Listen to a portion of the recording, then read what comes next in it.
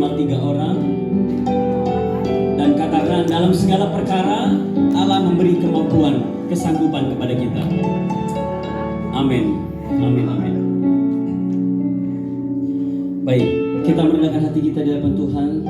Kita masuk dalam doa mengawali segala ibadah kita hari ini. Bapa, kami mengucap syukur kepadamu Tuhan, Allah yang hidup, Allah yang berkuasa atas hidup kami, Allah yang memberikan kasih karunia-Nya kepada kami. Di dalam nama Tuhan Yesus Kristus, kami datang menghampiri-Mu Tuhan.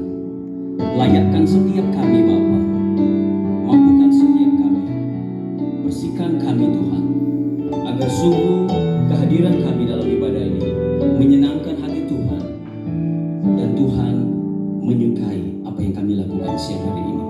Terima kasih Bapa, kami mengucap syukur, meninggikan Engkau, memuji nama-Mu yang kudus, yang mulia, yang agung. Kami memulai beberapa saat ke depan di dalam nama Tuhan Yesus Kristus. Yang siap memuji Tuhan katakan amin, amin, amin. Mari bertepuk tangan bersama.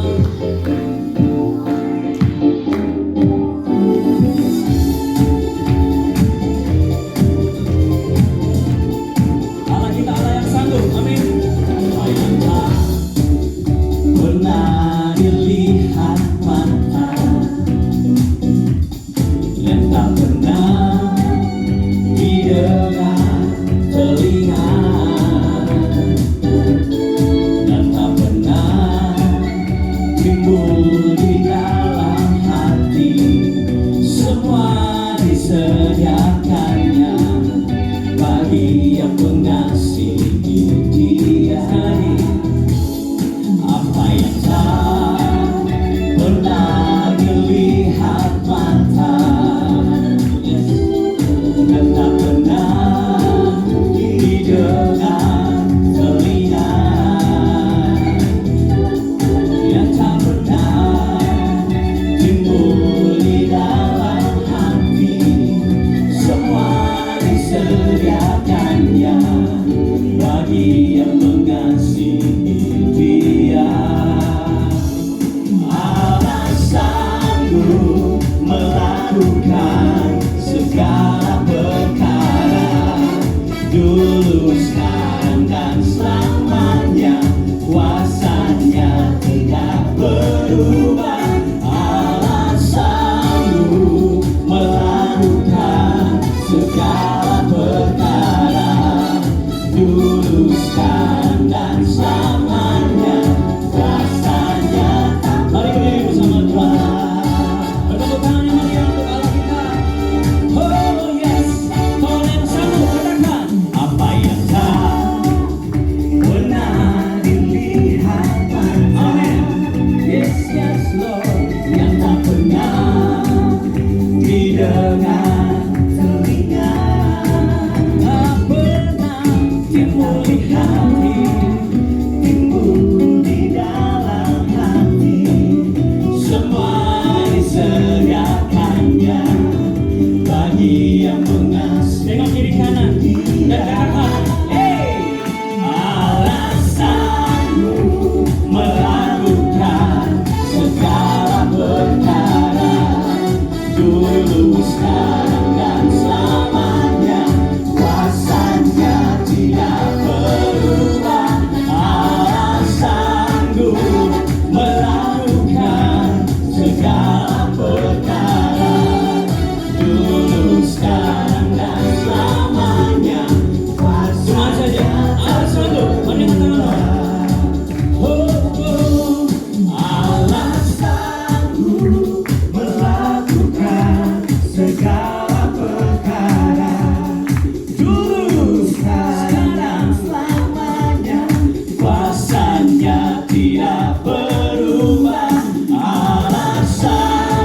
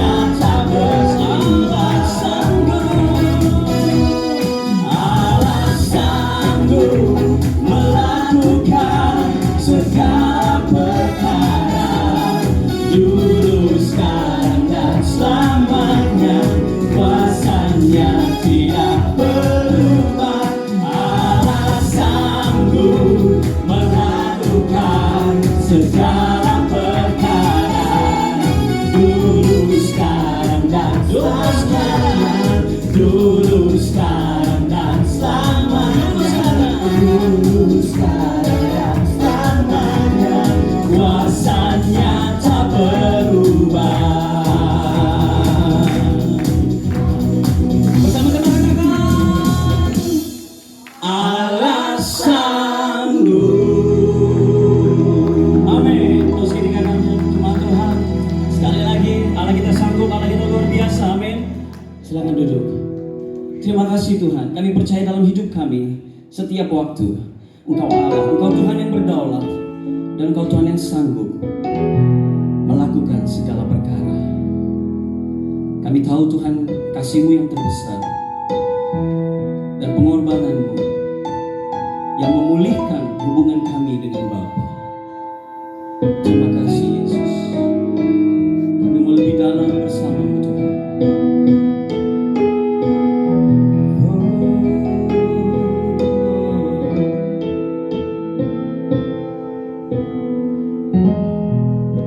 Hati kami, kekuatan kami, pikiran kami fokuskan kepadamu Tuhan. Biar jiwa kami memuji-Mu Tuhan, tubuh kami memuliakan Engkau. Haleluya.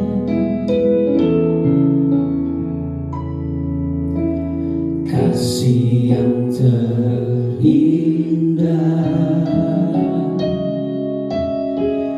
hati yang mulia, hanya ku temukan di dalam-Mu, Yesusku. Pujian dari hatiku selalu di setiap waktuku, tiada pernah berubah kasih-Mu. Karya terbesar dalam hidupku, pengorbanan-Mu yang selamatkanku. Engkaulah harta yang tak ternilai, yang ku miliki dan ku hargai. Yesus, Engkau ku kagumi.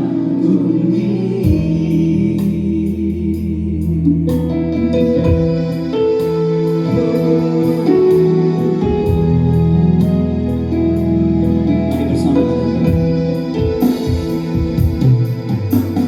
Kasih yang terindah,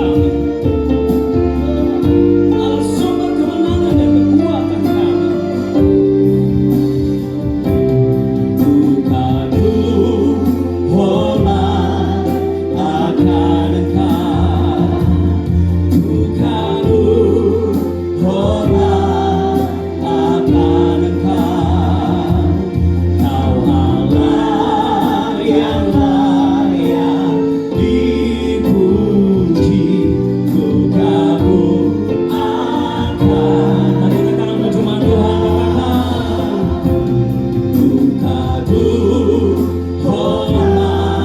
Kami mengagumi Allah yang hidup dan perkasa. Kami mengagumi-Mu, Roh Kudus, menghibur kami yang sejati.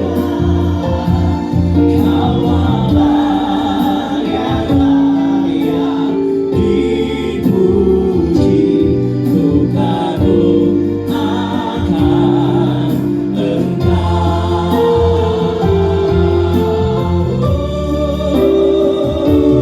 Ku kagum hormat akan Engkau, ku kagum hormat akan Engkau. Yes, Lord.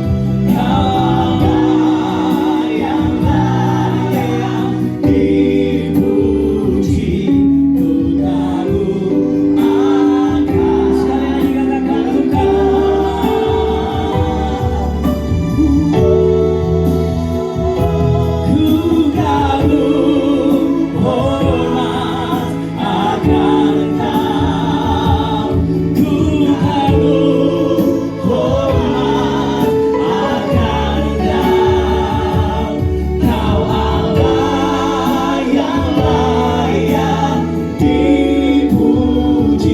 akan Engkau, Kau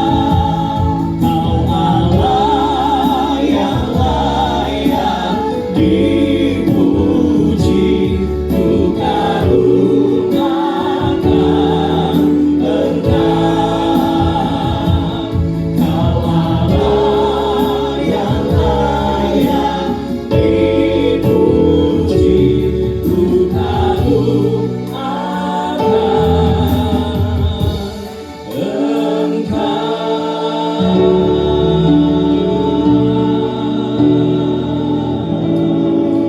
Kami mengucap syukur buat siang ini karena kami percaya Engkau hadir bersama-sama dengan kami. Kami gak mungkin bisa berjalan tanpa tuntunan dan arahan dari hati-Mu yang mengasihi kami. Biarlah siang hari ini isi hati-Mu menuntun perasaan kami, menuntun paradigma pemikiran kami, menuntun hidup kami, menuntun seluruh aspek hidup kami kepada tujuan-tujuan yang sudah Engkau tetapkan di dalam kehidupan kami. Jangan biarkan kami pulang dalam keadaan yang sama, berbicara sampai dasar hati kami yang paling dalam, sehingga kami boleh mengerti apa yang terdapat di dalam hati-Mu dan kami boleh menjalaninya dalam kehidupan kami. Terima kasih ya Tuhan, kami buka hati kami, terima anugerah.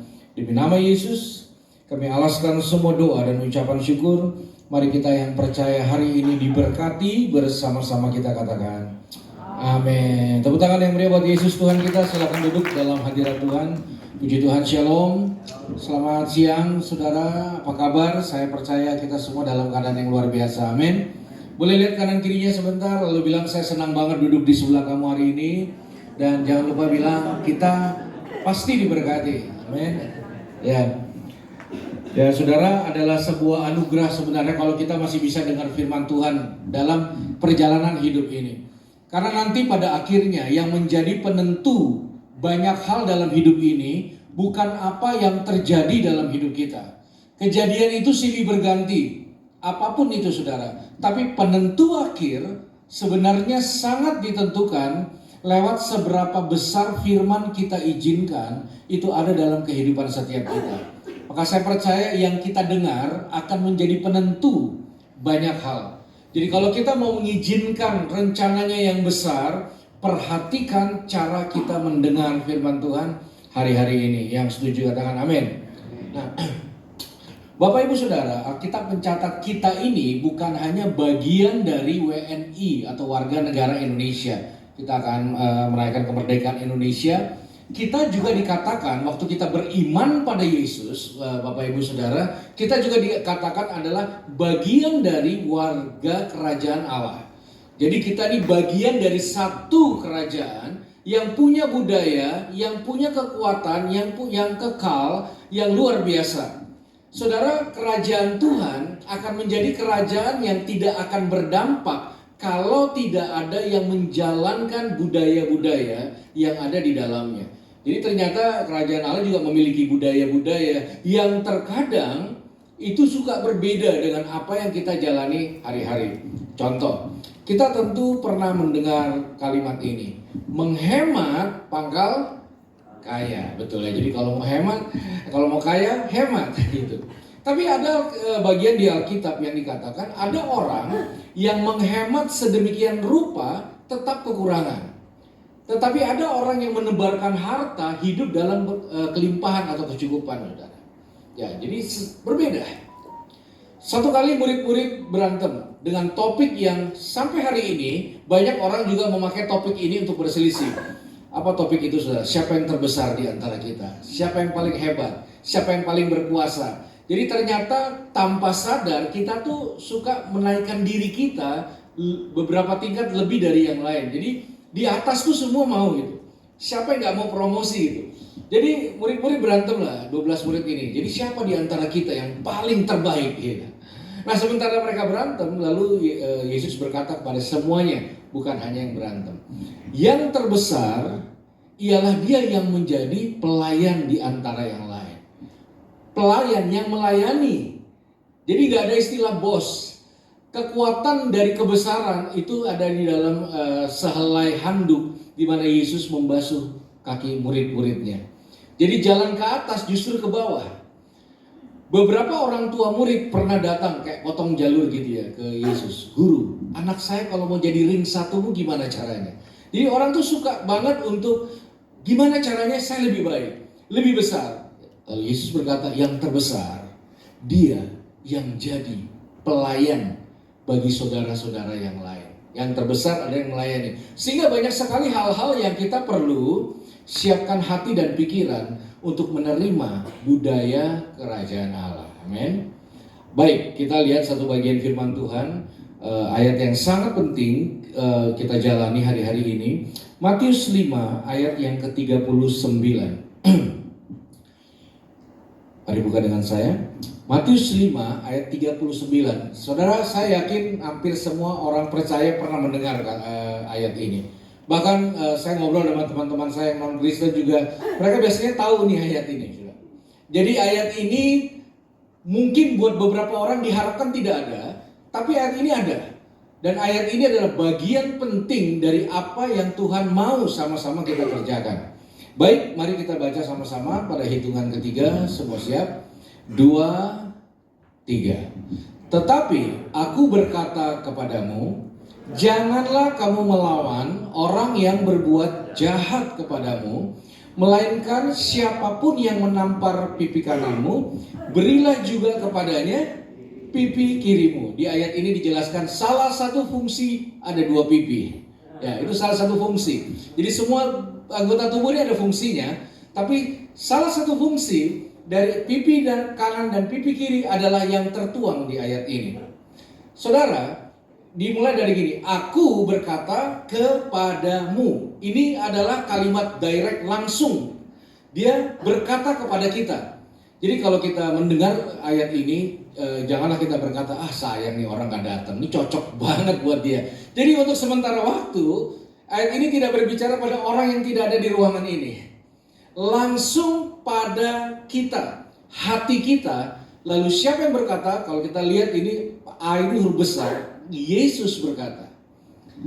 Dan ini katanya, janganlah kamu melawan orang, tipikal apa ya? Orang gak boleh dilawan. Ya, jadi orang kayak gini jangan dilawan. Artinya Tuhan tahu semua kita termasuk saya punya kemampuan untuk melawan, punya hasrat untuk melawan, punya alasan untuk melawan. Tapi khusus poin ini jangan dilanggar, jangan dilawan. Orang seperti apa? Orang yang berbuat jahat kepada kita. Saudara, inilah salah satu indikator alasan kenapa ada orang jahatin kita. Kenapa ya ada orang jahat? Supaya kita bisa melakukan firman Tuhan. Ya, jadi ada orang yang rela jadi jahat supaya kita melakukan firman Tuhan. Gitulah kurang lebih Bapak Ibu Saudara.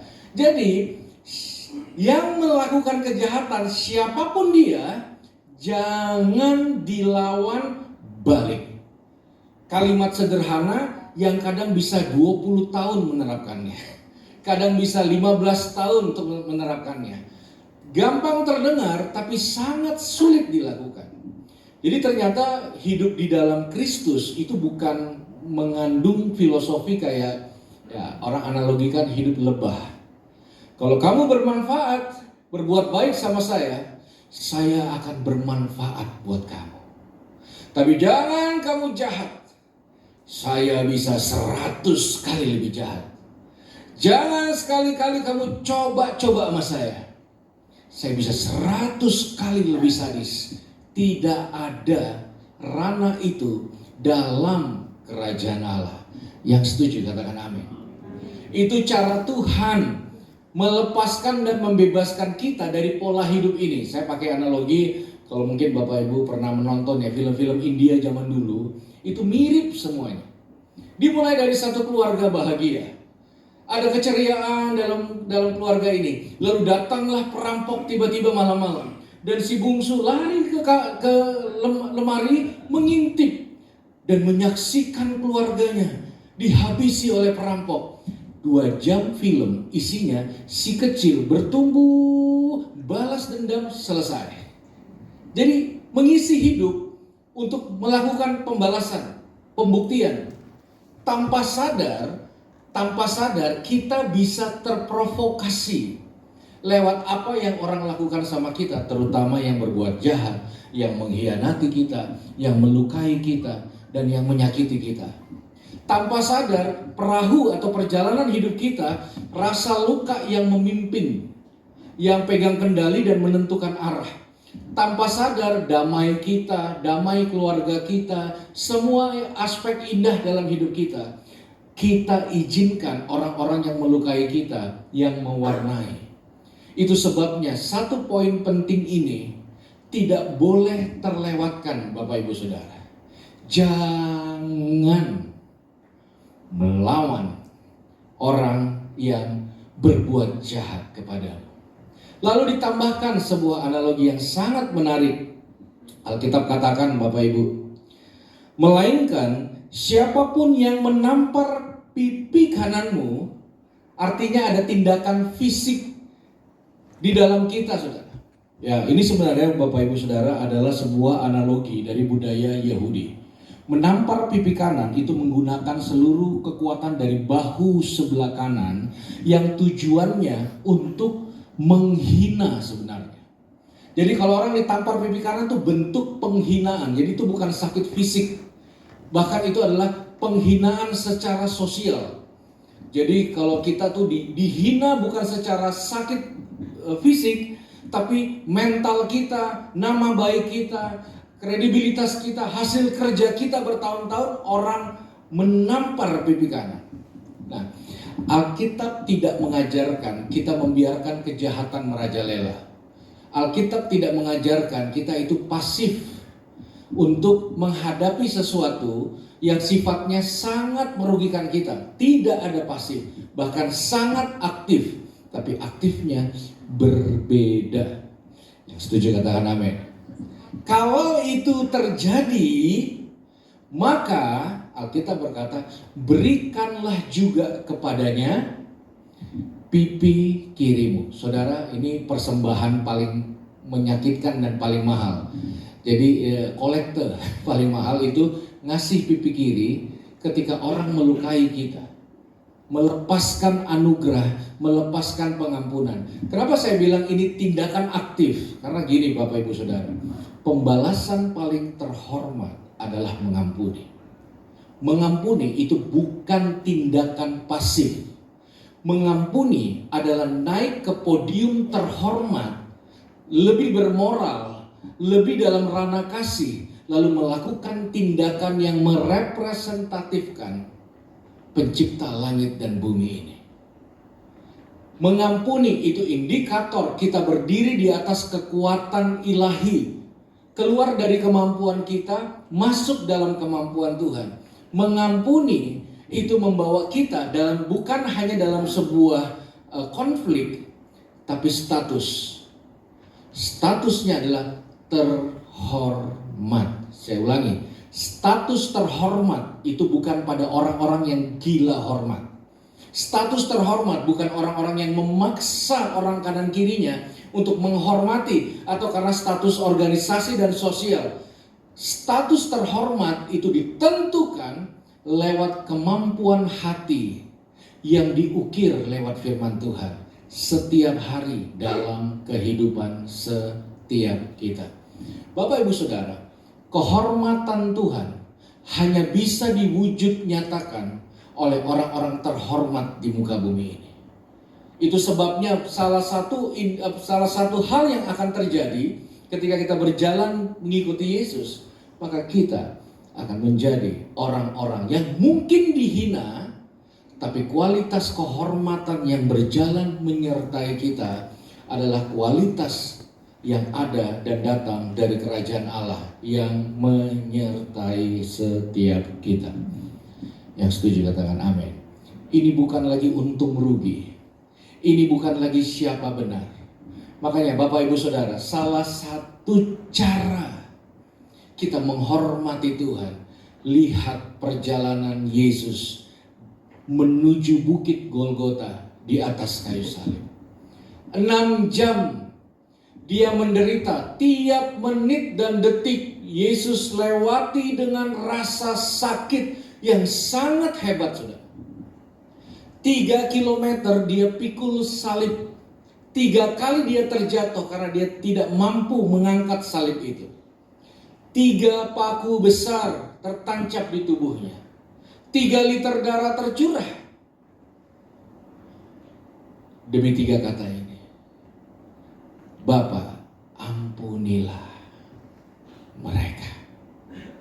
Kekuatan dari Tuhan yang sama-sama kita sembah dan cintai bukan kemampuan berperangnya, tapi bagaimana dia mengampuni. Saya mau bertanya, siapa yang 3 hari ini tidak buat dosa sama sekali? Boleh angkat tangan, nanti kita foto bersama. Ada yang 2 hari ini tidak buat dosa? Ada, saudara? Ya. Upah dosa adalah maut. Semua yang kita nikmati itu karya pengampunan Kristus di atas kayu salib. Makanya ruang yang sangat penting untuk orang hidupi adalah ruang gagal. Ruang gagal. Saudara, dunia ini hanya mampu mengasihi kita sejauh keberhasilan kita. Dulu ada istilah terkenal, keterbukaan adalah awal dari pemulihan, gitu katanya. Tapi sekarang orang bilang bukan, Pak. Keterbukaan bukan lagi awal dari pemulihan. Keterbukaan adalah awal dari ketahuan. Jangan laku, nanti ketahuan. Contoh yang paling berat dari ketahuan, yang tadinya sayang, nggak sayang lagi. Yang tadinya dukung, nggak dukung lagi. Yang tadinya peduli, tidak peduli lagi. Orang akan pakai topeng secantik-cantiknya, meskipun dia muak dengan topeng itu. Tapi kenapa? Begitu orang apa adanya, belum tentu dia diterima apa adanya. Betul gak, saudara? Ya, saya mimpin satu yayasan, namanya Yayasan Ayah Hadir Indonesia. Ya, jadi kadang-kadang kita ngumpul nih, bapak-bapak ya. Lalu mulailah bercerita nih obrolan bapak-bapak tongkrongan. Iya ya. Terkadang hanya seorang wanita, seorang anak, dan hewan piaraan yang mampu diterima apa adanya. Dunia ini kejam pada laki-laki yang tidak berpenghasilan. Begitu terjadi sesuatu sama kita, bye. Itu salah satu nyambung, bener juga ya. Kalau satu pasangan pisah, katakanlah begitu. Lalu mantan istrinya punya masalah ekonomi. Biasa mantan suami masih membantu. Tapi coba kebalik, mantan suaminya ekonominya justru jeblos. Puji Tuhan, sudah tepat keputusan kita. Orang akan melihat kita berdasarkan berhasil atau tidak. Benar gak saudara? Kiper 100 kali nahan tendangan, gak ada yang ingat. Satu kegagalan diingat seumur hidup. Saya mau tanya, ada di ruangan ini yang pernah tahu kiper nasional Indonesia pernah tahan tendangan penalti Pele tidak gol? Ada yang tahu ya? Masih hidup hari ini. Roni Paslah, angkatan papa saya. Papa saya tuh mantan kapten timnas tahun 70-an. Nggak ada yang ingat. Kalau saudara pernah dengar nama Andreas Escobar, itu pemain Kolombia. Dia lakukan gol bunuh diri. Nggak lama ditembak mati dia. Orang nggak bisa terima waktu kita gagal. Belum tentu yang di kanan kiri kita mampu untuk tetap bersama waktu kita gagal. Betul. Akhirnya kita semua menyadari anugerah apa yang Tuhan berikan dalam hidup kita. Pengampunan. Dia mampu menerima kita tanpa kompromi. Kalau Yesus berdiri depan kita, nggak akan dia lihat dengan kacamata penghakiman, karena dia tahu kita dari A sampai Z. Dia tahu kelemahan kita, dia tahu yang kita sembunyikan, dia tahu yang kita rasa. Amin, saudara. Ya, sejak sudah menikah dan jadi bapak-bapak, saya baru mengerti papa saya kenapa dari dulu kalau pulang kantor, kalau pulang kerja nggak pernah langsung masuk rumah. Nongkrong dulu di teras, sebat dulu sapu batang, ngopi dulu nyantai. Ya, disitulah dia rilis semua stresnya, dia nggak mau bawa ke dalam rumah. Tapi nggak bisa itu selalu terjadi. One day kita bisa kalah, kita bisa gagal dalam hidup ini. Tapi saya mau beritahukan, hari ini pintu anugerah terbuka. Kemurahan tapi bukan barang murah. Itu sebabnya siapapun kita yang mengecap kebaikan Tuhan, jangan balas orang yang buat jahat sama kita. Yang percaya katakan amin. Baik, kita lihat lagi satu bagian firman Tuhan, saudara. Mari buka dengan saya Galatia 5 ayat yang ke-26. Galatia 5 ayat yang ke-26. Kita baca sama-sama, saudara. Siap? Hitungan ketiga, 2, 3. Dan janganlah kita gila hormat, janganlah kita saling menantang dan saling mendengki. Bahkan di bagian lain dikatakan janganlah sampai saling menggigit. Bayangin, itu udah bukan pakai kata interaksi manusia. Jangan saling gigit, jangan saling nantang, jangan saling dengki, jangan saling benci, jangan saling menyakiti, jangan saling melukai. Itu yang Alkitab coba sampaikan. Nah, kadang kita nggak ketemu alasannya apa. Nah, kalau kita lihat kontekstual ayat ini, dimulai dari janganlah gila hormat. Artinya apa? Orang terhormat bukan orang yang gila hormat. Kasih, mengampuni, memberikan anugerah pada orang yang melukai kita, itu memposisikan diri dan hidup kita ada di tempat yang terhormat di hadapan Tuhan, semesta alam, pencipta langit dan bumi ini, Bapak Ibu Saudara. Dan ini yang sangat penting, kita akan membawa kehormatan Tuhan. Makanya Alkitab berkata, pembalasan adalah hakku, kata Tuhan. Jangan menuntut balas. Ada ruangnya.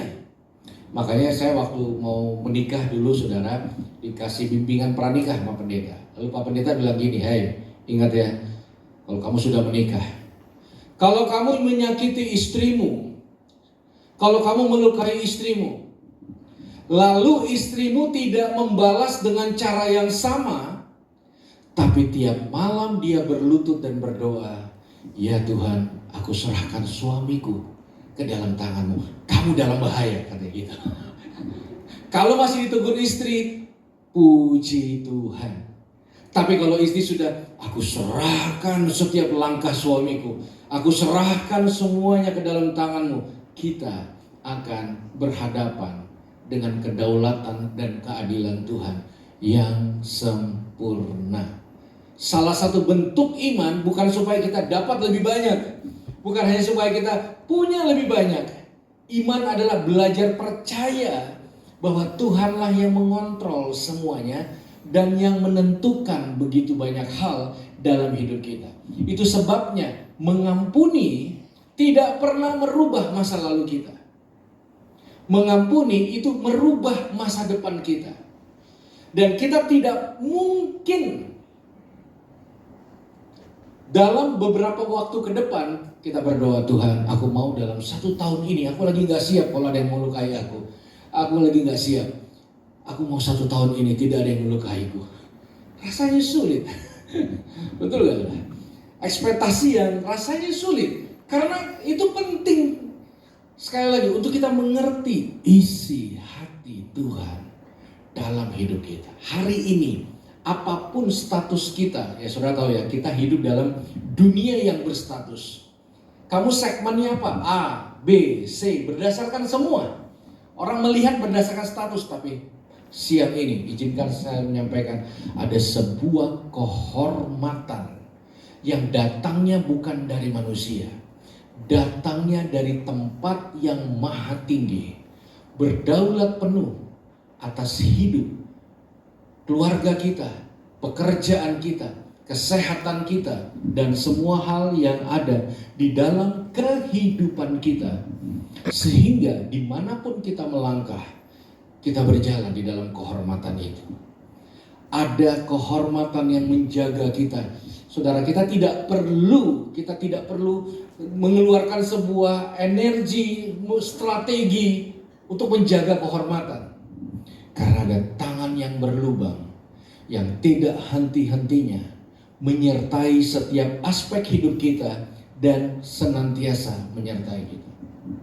Saya punya pengalaman, saudara. Saya mau cerita buat saudara di bagian akhir firman Tuhan yang saya sampaikan pada siang hari ini. Ayah saya tuh atlet bola. Saya dulu atlet tenis. Saya atlet junior tenis. Waktu saya kecil tuh saya ranking 6 besar junior 16 tahun ke bawah. Jadi saya udah main tenis dari umur mungkin sekitar 8 tahun ya. Nah waktu mulai jadi profesional, kami sering bertanding keluar kota dengan beberapa teman satu klub. Nah, satu kali ini di kota Semarang, saya punya pelatih tenis yang bilang gini, malam ini kamu tidur di kamar saya, gitu. Saya umur 12 tahun, ya saya umur 12 tahun. Nah, ternyata di antara semua teman-teman saya waktu itu, hanya saya yang tidak tahu, ternyata pelatih saya ini seseorang yang punya orientasi seksual yang tidak normal. Pertama, dia menyukai juga sesama. Lalu kedua, dia menyukai anak-anak. Jadi teman-teman gak ada yang ngasih tahu, wah ini nih predator nih. Nah malam itu masuklah saya ke kamar dia. Umur 12 hanya tahu main, makan, tidur, belajar, sudah. Gak ada pikir pacaran, apa itu gak ada, sudah. Gak ada bayangan apa-apa. Malam itu pelatih saya lecehkan saya satu malaman. Pagi-pagi dia kasih saya satu kaos baru dengan senyuman, nih makasih. Nah, suatu apa yang terjadi waktu saya keluar kamar, teman-teman saya kerubutin, mereka tertawakan saya. Hari itu muncul monster di hati saya. Mana Tuhan?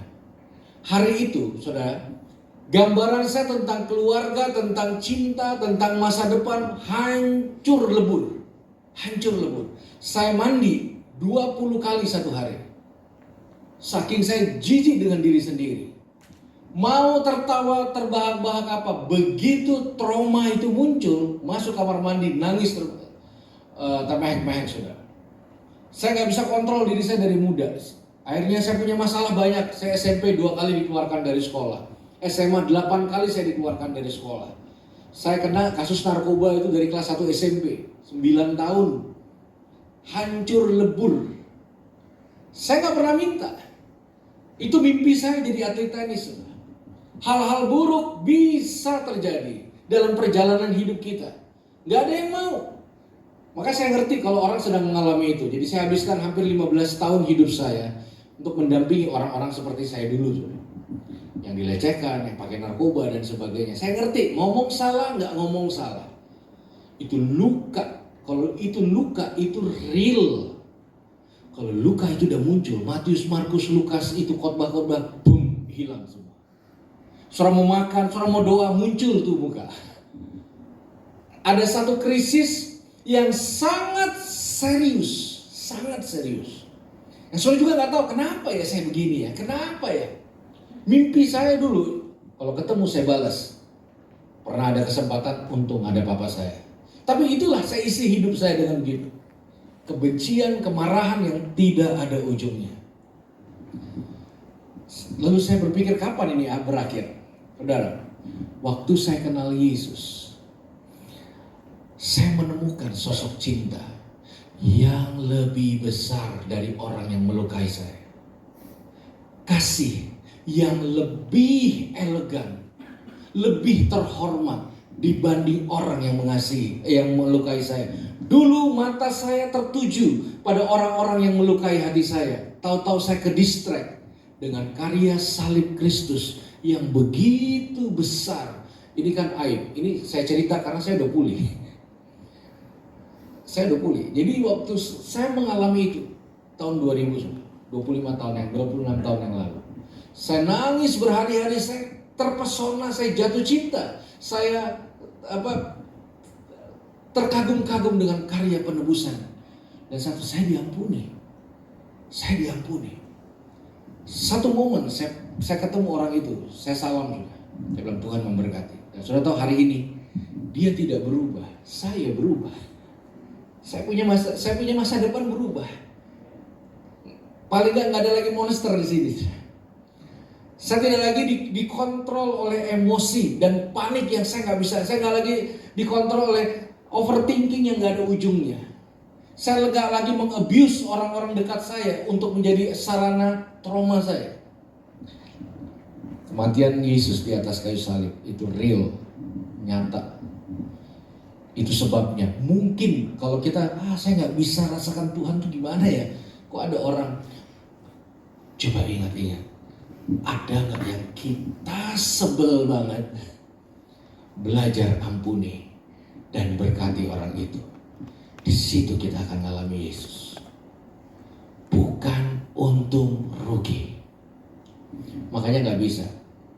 Kamu yang salah, merangkak-rangkak dulu minta maaf.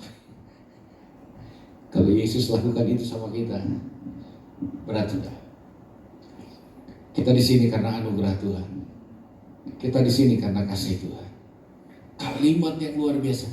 Bapa, ampunilah mereka. Karena mereka tidak tahu apa yang mereka perbuat. Satu kekuatan yang hari ini Tuhan sediakan di dalam kita. Aduh Pak, saya gak mampu. Puji Tuhan, karena kalau kamu mampu, kamu gak perlu Tuhan. Gak ada yang mampu. Gak ada yang bisa memegahkan diri di sini. Urusan mengampuni ketidakberdayaan kita akan muncul. Disinilah kita butuh sosok Yesus yang tidak pernah berhenti mengasihi dan menyertai kita. Yang setuju katakan amin. Kalau sudah percaya, kasih tepuk tangan buat Yesus kita yang dahsyat dan luar biasa. Dan kita bisa rapikan Alkitab dan mari kita bersatu hati di dalam doa. Kami percaya Engkau hadir bersama-sama dengan kami. Siang ini anugerahkan kami kemampuan, sehingga kami keluar dari kemampuan kami, masuk dalam kemampuan-Mu. Engkau berkata kalau kami menaikkan sebuah persembahan, lalu kami teringat akan sesuatu di hati saudara kami. Tinggalkan persembahan itu dan berdamailah dengan orang itu terlebih dahulu. Lalu kembali dan berikan persembahan. Apapun yang terjadi dalam hidup kami mau putuskan untuk melakukan firman-Mu.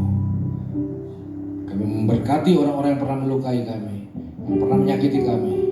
Kami melukai orang-orang yang pernah mengkhianati kami. Kami memberkati orang-orang yang pernah berniat jahat sama kami. Jagai dan lindungi hati kami, penuhi dengan damai sejahtera yang melampaui segala akal. Hari ini kami dedikasikan hidup kami bagi hormat dan kemuliaan nama-Mu. Demi nama Yesus, kami alaskan semua doa dan ucapan syukur. Haleluya. Mari sama-sama kita katakan amin. Tuhan memberkati. Baik, terima kasih buat firman Tuhan yang telah disampaikan oleh hambanya Pastor Yeri. Terima kasih banyak Pak. Kiranya Pastor Yeri diberkati dalam setiap pelayanan dan keluarganya juga. Dan saat ini Bapak Ibu Saudara,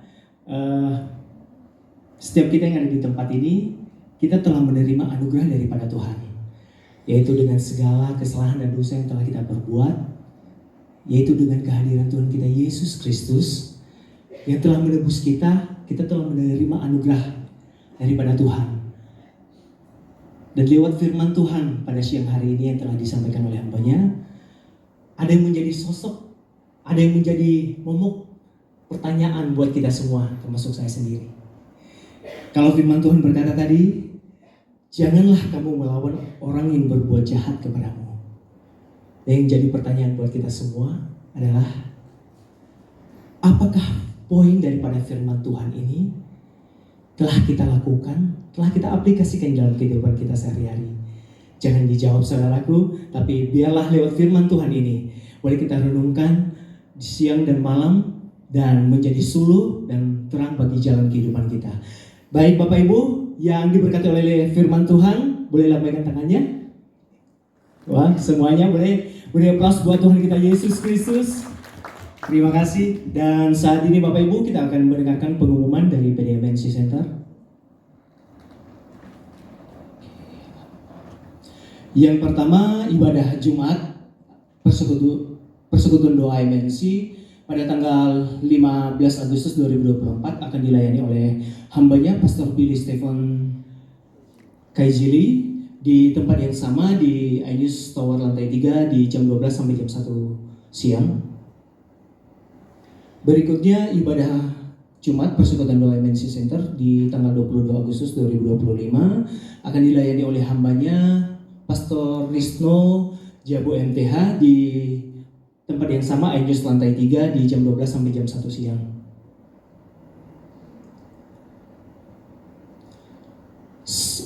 Saat ini kita akan melihat laporan KAS PDMNC Center tertanggal 8 Agustus 2025 seperti tertera di layar. Dan bagi Bapak Ibu Saudara yang terkasih yang ikut mendukung dalam pelayanan ini, silakan menghubungi PIC Diakonia. Yang pertama ada Ibu Yordina dan Ibu Leni, boleh menghubungi nomor yang tertera di layar. Berikutnya bagi Bapak Ibu yang mau berfellowship bareng, berdoa bersama-sama di doa Senin tanggal 11 Agustus 2025 akan diadakan di Gedung iHub Tower lantai 4 di jam 18 atau jam 6 sore. Boleh menghubungi PIC oleh Pak Hans, nomor tertera di layar. Dan saat ini Bapak Ibu, setiap kita yang ada di tempat ini yang rindu untuk didoakan atau yang mempunyai pergumulan, kita ada QR code form doa. Silahkan Bapak Ibu mengisi dan boleh menuliskan nama ataupun tidak, silahkan mengisi form yang tertera di layar dan kita akan mendoakan pada Senin pada tanggal 8 Agustus 2025. Oke, saat ini juga Bapak Ibu di PDMNC Center kita masih membutuhkan pelayan dan terbuka untuk siapa saja setiap kita yang ada di tempat ini yang rindu untuk memberi diri buat pelayanan buat Tuhan kita Yesus Kristus. Kita masih membutuhkan singer, usher, dan multimedia.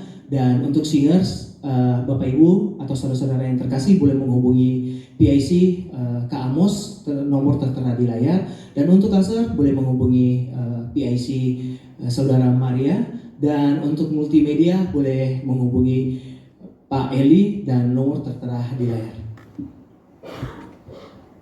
Oke, demikian pengumuman PDMNC Center pada hari ini. Tuhan Yesus memberkati. Baik, kita diberkati oleh firman Tuhan, kekuatan, kuasa mengampuni. Terima kasih. Kita memberikan persembahan, mari berdoa. Bapa dalam surga, kami bersyukur kepadamu Tuhan, karena kami diberikan waktu untuk memberkati pelayan di tempat ini. Berkati setiap kami Tuhan, dan biarlah persembahan ini untuk kemuliaan nama-Mu. Di dalam nama Yesus kami berdoa. Amin.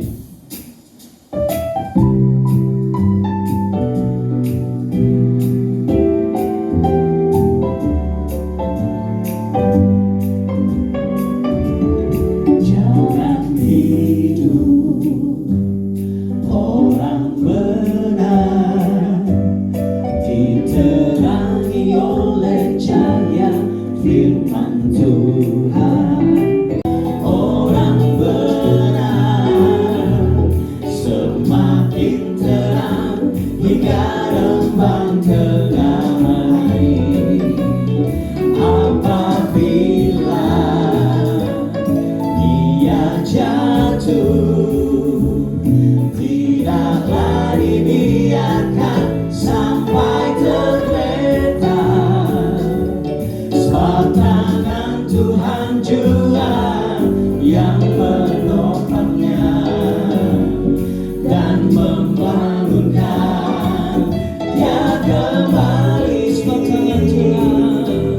Sebab tangan Tuhan jua yang menopangnya dan membangunkan dia kembali.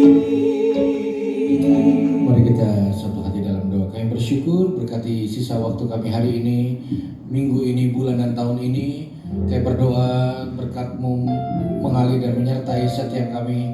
Kami berdoa memberkati perusahaan ini ya Tuhan. Kami berdoa untuk Pak Haritanu dan semua jajaran yang ada sampai semua yang terlibat. Kami berdoa semua diberkati Tuhan, berjalan dalam anugerah dan rencana Tuhan. Kami yang hadir hari ini berkati keluarga kami, kesehatan kami, apapun yang kami sedang kerjakan hari-hari ini, pelayanan kami Tuhan. Kami percaya Tuhan menjaga dan melindungi kami Tuhan.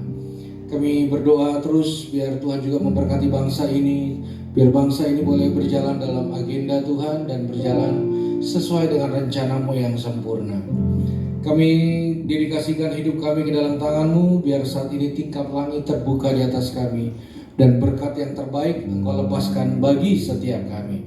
Terimalah berkat berlimpah dari Allah Bapa kasih karunia melalui anak yang tunggal Tuhan Yesus Kristus, persekutuan dengan Allah Roh Kudus yang menyertai setiap kita mulai siang hari ini sampai pada kedatangan Tuhan menjemput setiap kita di awan-awan yang permai dan bahkan sampai selama-lamanya. Kita yang sudah diberkati, mari bersama-sama kita katakan amin.